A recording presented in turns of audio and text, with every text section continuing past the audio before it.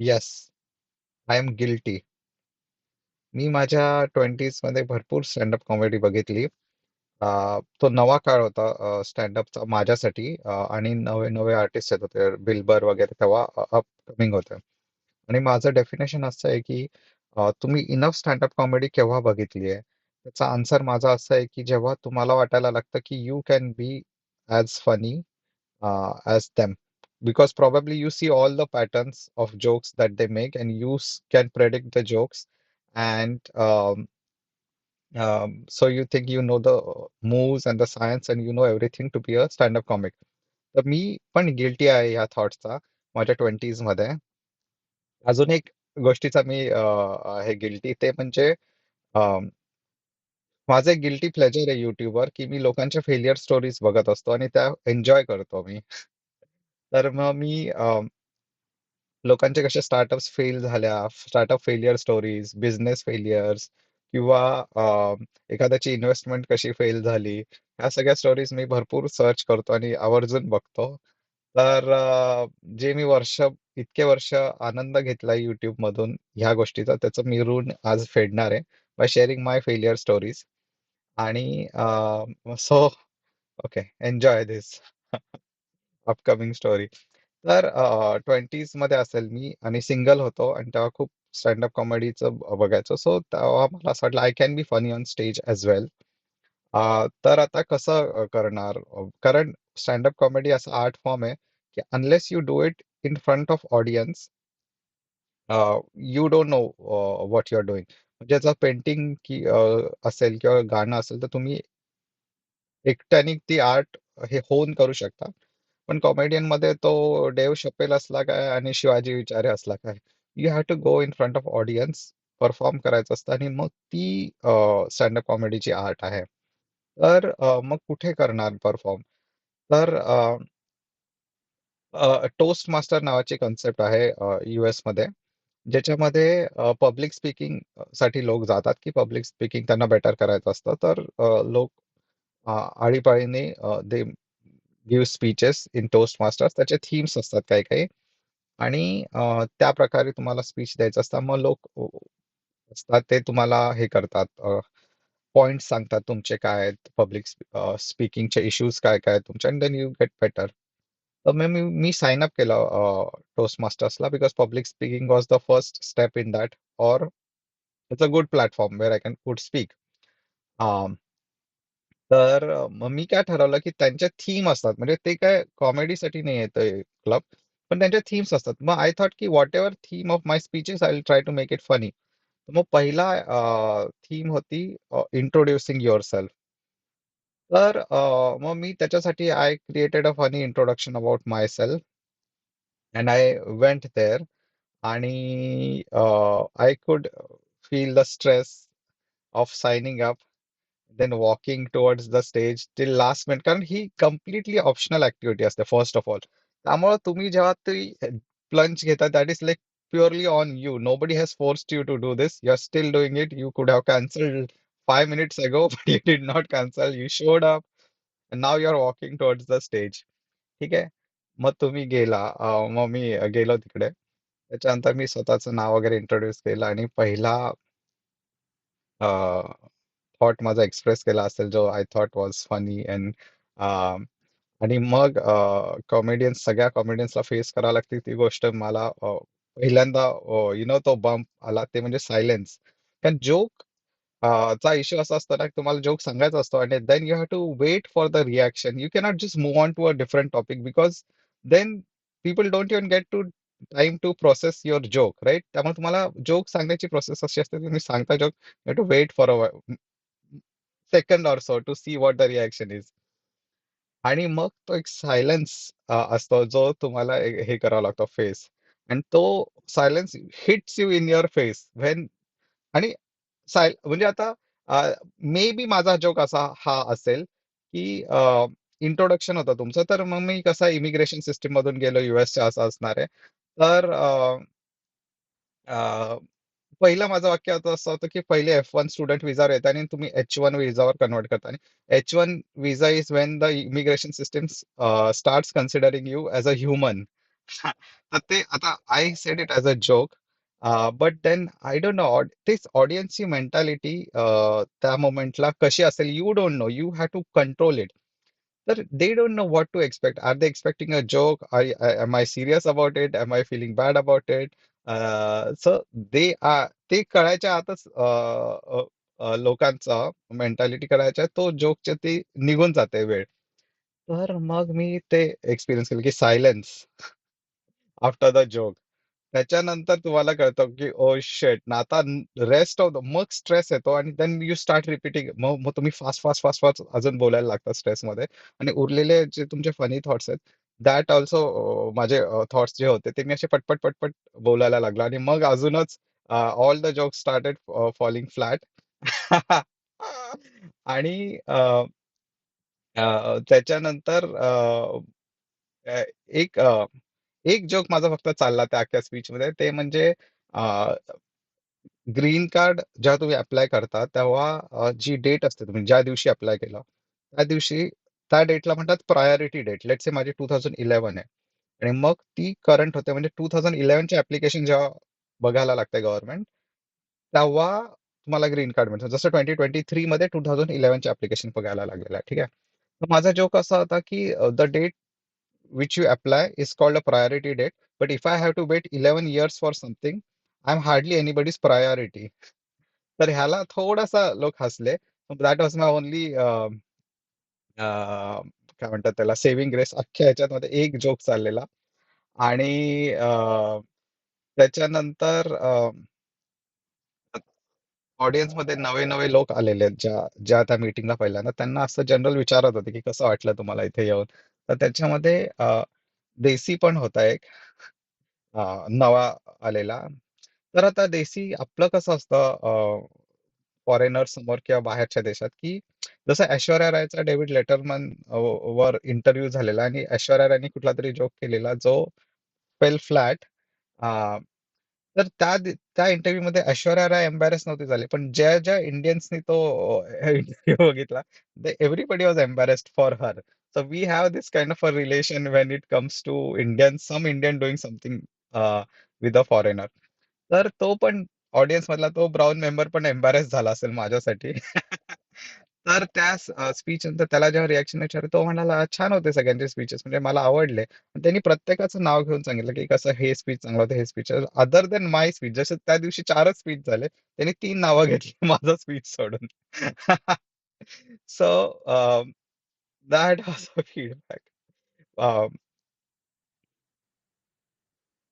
त्याच्यानंतर अजून एक दोनदा अजून मी ट्राय केलं असेल तिकडे असं फनी सांगायला. बट मला ऍक्च्युली आता मी ही स्टोरी झाल्यानंतर अजून प्लग करणार आहे, ते म्हणजे माझ्या ही पॉडकास्टची कन्सेप्ट मी प्लग करणार आहे.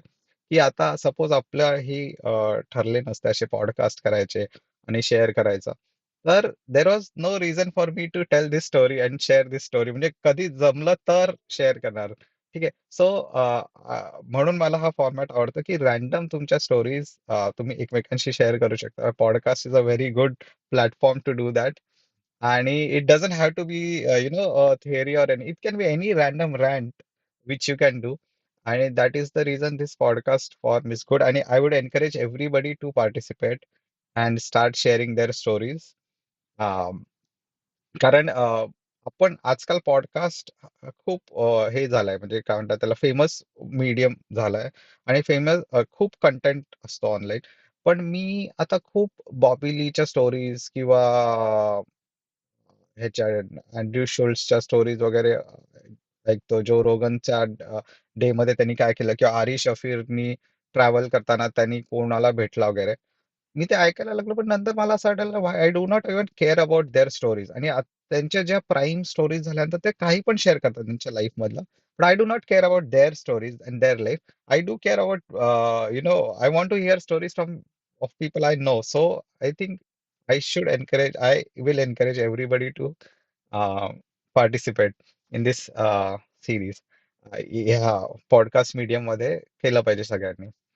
अच्छा, कमिंग बॅक टू नाव खिल टोनी आणि स्टँडअप कॉमेडी. तर ते that was my introduction to standup world. पण मी रिलेट बऱ्याच माझं हे आहे काय कनेक्शन्स आहेत स्टँडअप वर्ल्ड मध्ये, जसं की स्टँडअप कॉमेडी बघायचो त्याच्यानंतर I have actually gone through the process of what it means to try to be funny on stage. ठीक आहे. आणि त्याच्यानंतर US मध्ये ओपन माईक नावाची कन्सेप्ट आहे. हा वर्ड बऱ्याचदा ऐकायला असेल तुम्ही अशा पॉडकास्टर्सच्या ह्याच्यामध्ये पॉडकास्टरच्या तोंडात ऐकलं असेल ओपन माईक. ती कन्सेप्ट अशी असते की प्रत्येक कॉमेडी हे असतो ना क्लब इथे, त्याचे 1-2 दिवस ठरलेले असतात ज्याच्यामध्ये 1-2 तास असे ते ठेवतात की it is a open mic, म्हणजे anybody can go sign up आणि ते स्टेजवर जाऊन तुम्ही जोक सांगू शकता. आणि त्याचं रिझन असंच आहे की unless you go through that you don't even know if you are funny or not. तर मी खूप ओपन माईक बघतो. म्हणजे मी कॅलिफोर्नियाला पण बघायचो, सॅन फ्रान्सिस्को, आणि आता न्यूयॉर्क तर मेक्का आहे ऑफ कॉमेडी सीन.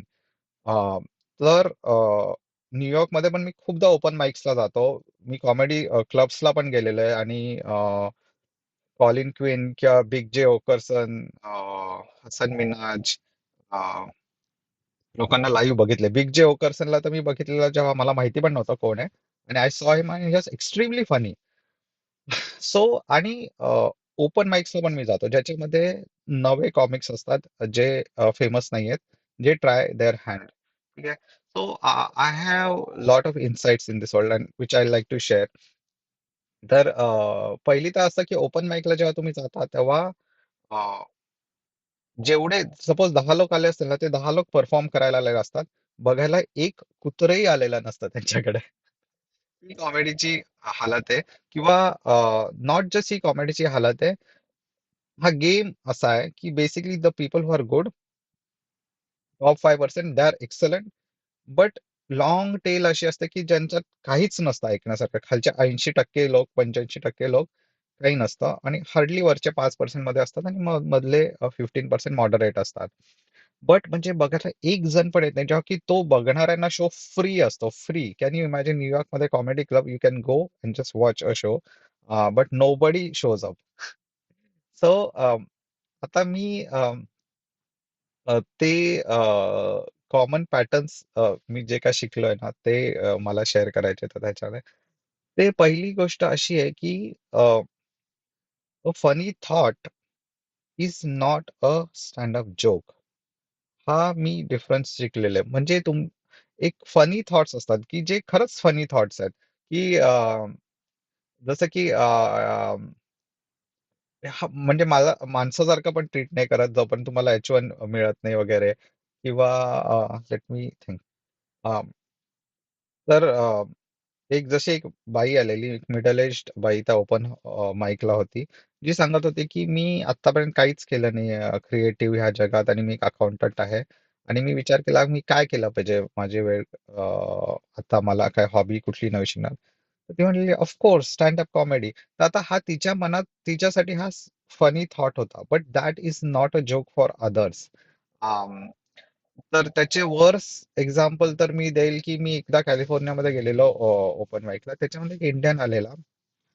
तो सांगत होता की त्याची मुलगी आता 1-2 वर्षाची आहे, तर ती काय पॉटी ट्रेनिंग करते.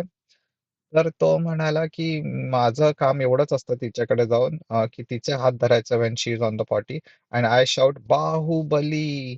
आणि तर हे बघणारे लोक गोरे होते. त्यांना माहिती पण नाही की बाहुबली म्हणजे काय कन्सेप्ट आहे. आणि he shared this thought on stage thinking it is funny. पण नोबडी लाफ्ड, नोबडी केअर्ड काय असतं बाहुबली. मग नंतर तो सांगायला लागला की बाहुबली इज अ मूवी वगैरे whatever. No one cares. But even if that thought is funny or that situation is funny की तू बाहुबली ओरडतो, doesn't make it a stand joke. आणि स्टँड जोक मध्ये कसं ना, पंच लाईन लागते. म्हणजे even if it's a funny incident, everything has to end up with a line which punches you. आणि लाफ्टर इज अ काय म्हणतात त्याला, is an involuntary activity. You cannot laugh unless it's a fake laugh, but it comes through you. So पहिली चूक जे मी बघतो ना open mics मध्ये, ते म्हणजे they might share a funny thought, but it's not a joke until it has a punch line and it makes you laugh.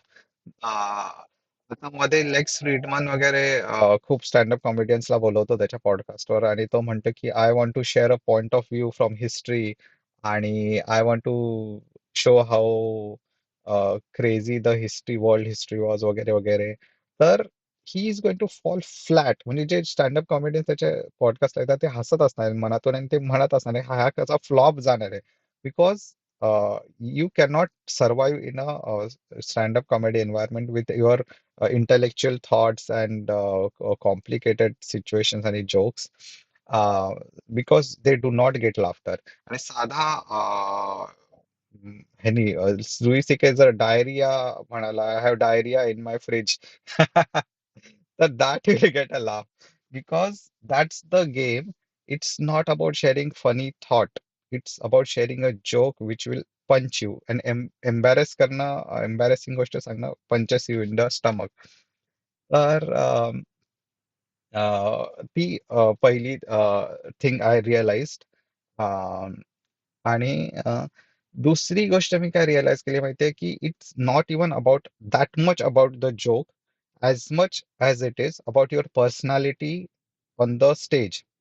ठीक आहे. म्हणजे तुम्ही काय जोक, तुम्ही एकदम सॉलिड जोक जरी सांगितला तरी एवढं हसू येणार नाही. बट तुमची पर्सनॅलिटीने आधी एस्टॅब्लिश केलं पाहिजे की तुम्ही जेव्हा स्टेजवर गेला की तुम्ही तिकडे कम्फर्टेबल आहात. You know what you are doing and you have something to share ज्याच्यामध्ये तुम्हाला पुढच्याला इंटरेस्ट असणार आहे. ही पर्सनॅलिटी सेटअप करायला लागते. हा, म्हणजे basically you cannot be nervous और यू कॅनॉट बी हेजिटंट आणि तुम्ही तुमच्या माइंडमध्ये नसू शकता जेव्हा तुम्ही स्टेजवर आहात. Your audience should be comfortable. Audience should think first of all की you can share something funny. मग तो जोक लँड करू शकतो. जसं ऍक्च्युली मी लास्टच ओपन माईकला गेलेलो एका काही महिना झाला असेल. त्याच्यामध्ये एक काळा माणूस आलेला. तर त्याच्या आधी फ्रान्सचा काहीतरी रेफरन्स आलेला. त्याच्या आधीच्या कॉमेडीने काहीतरी फ्रान्स बद्दल बोला. तर हा येडा जाऊन स्टेजवर काहीतरी बोलायला लागला. Oh French girls, I like French pussy, I have tried American pussy but that's not good, I like French pussy. असं असं तसं काहीतरी वियर्ड बोलला आणि इतक्या वेळा असं पुसी पुसी बोलला आणि ऑडियन्स मध्ये पण मुली पण होत्या वगैरे.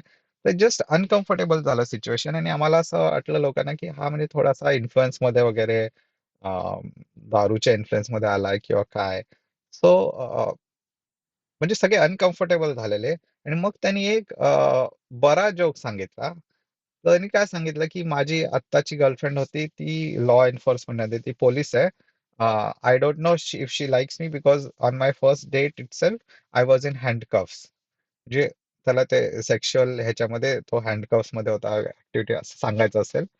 And nobody laughed because we were all uncomfortable because of what he had said before telling this joke. So जोकची क्वालिटी मॅटरच नाही केली. So he had to basically owning the stage and making your audience काय म्हणतात त्याला ready for laughter is a critical step in standup comedy. हे मी बघितलं आणि बरेच लोक तेच करू शकत नाही. आणि ऑफकोर्स हे खूप रेप्सनी येत असेल, हे खूप वेळा परफॉर्म करून येत असेल.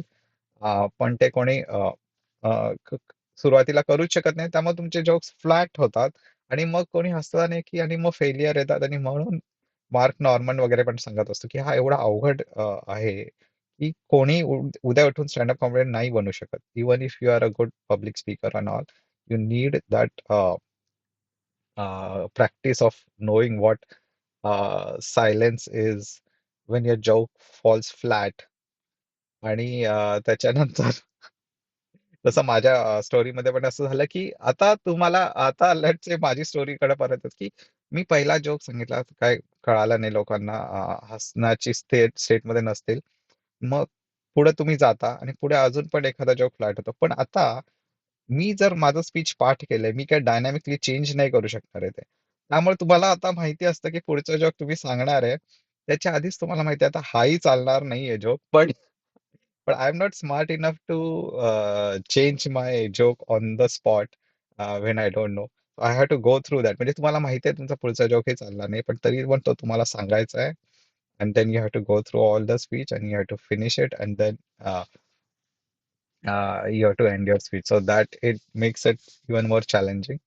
Um, but that said, uh, but म्हणजे मी आता दुसरी अँगल पण ऍक्च्युली हे करेल त्याच्यामध्ये एक्सप्लोर की विट असणं, कोणाला विटी असणं is is a very valuable asset. म्हणजे तुम्ही स्टेजवर आहात, जसं बिग जे ओकरसनचं मी सांगितलं, तो सिम्पल गोष्टी करत होता, बट ऑन द स्पॉट तो जोक सांगत होता.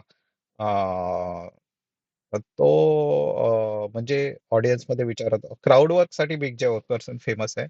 आणि तो असंच सिंपल गोष्ट रशिया मधली कोणतरी होती, मग त्यांनी काहीतरी रशियन माफियाचा जोक केला वगैरे वगैरे. तो विटला खूप व्हॅल्यू आहे, कारण तुम्ही ऑन द स्पॉट एखादा साधा जरी जोक तुम्ही तयार करू शकला आ, लोकांचे करंट इनपुट घेऊन, तर it will gets lot of laughter. So म्हणून मी ह्याला चिकूला तरी एनकरेज करेल, कारण तुझं जे फोनवर जे तू कॉन्व्हर्सेशन करू शकतो on the spot, you can divert the conversation to some topic, right? That is very valuable. So positive sides पण मी सांगणार आहे ह्या माझ्या एक्सपिरियन्सच्या. असं नाही की निगेटिव्ह फक्त I got nothing out of it. First of all माझं अप्रिसिएशन आणि अंडरस्टँडिंग पण वाढलं स्टँडअप बद्दल. आणि विटीनेस इज वर्क्स, त्यामुळे जर तो अँगल येऊ शकला जोक्स मध्ये, की if you can do something on the spot with audience, that's great. आणि तिसरी गोष्ट मी म्हणेल इम्पॉर्टंट, की that process is extremely fun.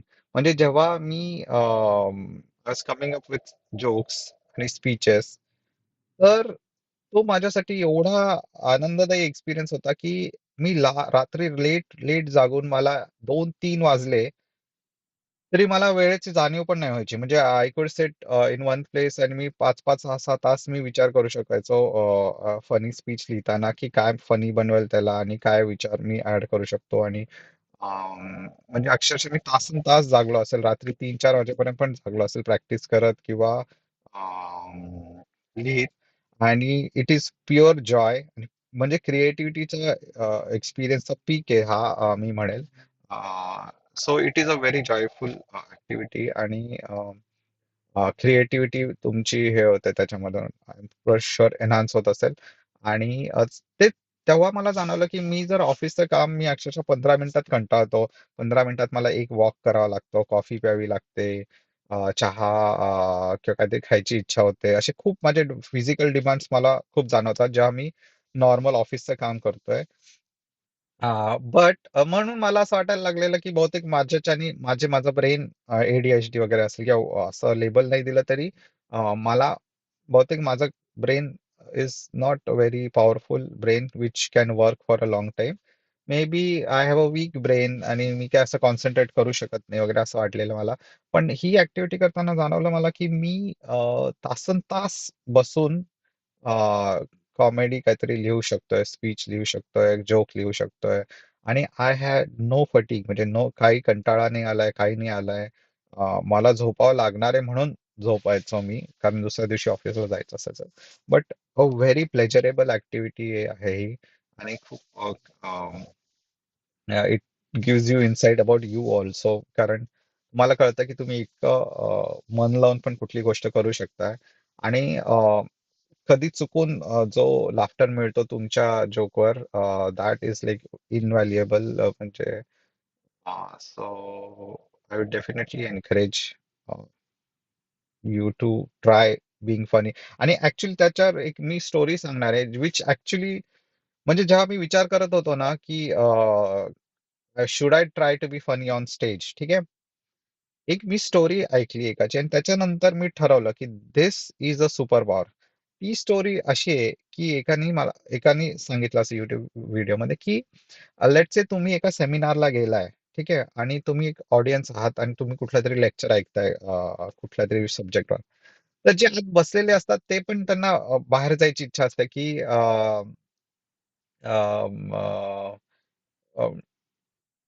की काय म्हणजे कधी संपतं, म्हणजे किती वेळ घड्याळ वगैरे बघते. हे जर तुम्ही बाहेर फिरताय आणि एका रूम मधून तुम्हाला एका ऑडिटोरियम मधून हसणं ऐकू आलं आणि लोक हसतायत, तर बाहेरच्या लोकांना पण आत यायची इच्छा असते, की अरे काय चाललंय? हा काय सांगतोय? कुठल्या विषयावर बोलतोय? काय जोक आहे? म्हणजे somebody who is not forced to sit there also wants to get into the room, ज्या रूम मध्ये हशा आहे. आणि जिथे हसणं नाही ते बसलेल्या लोकांना बाहेर जायचं असतं. तर एवढं पॉवरफुल आहे being funny and jokes, and these are that just shows the power of being funny and jokes and how important jokes are for us. So त्यानंतर मला वाटलं की खरं आहे. I mean, I think that telling a joke is a art which everybody should have, because it is such a powerful thing to own an audience. So हे जेव्हा मी ऐकलं तेव्हा म्हणलं yes, at least you need to know what this art is, you need to know how to tell a joke. If you are good at it, it's even better. So this something everybody should know. आणि having said that, मग challenge तर of course आहे kill टोनीचा. तर मी पण करेल participate त्याच्यात. आणि will see how it goes. आता मला नवं तर मी काय असे फनी थॉट्स करणं सोडून दिलेलं, because I knew what is required to get a laughter, involuntary laughter. But नाव मे बी मी जुनं काय जे काय ठरवलेलं त्या काळात ते मी काढेल, माझं जुनं material. I try to present that. And I will definitely, म्हणजे कुठल्या क्रिएटिव्ह चॅलेंज पासून आपण मागे हटणाऱ्यांपैकी तर नाहीये. सो पार्टिसिपेट करेल मी. आणि looking forward to your submission as well and your experience and how your journey goes in this realm. Okay?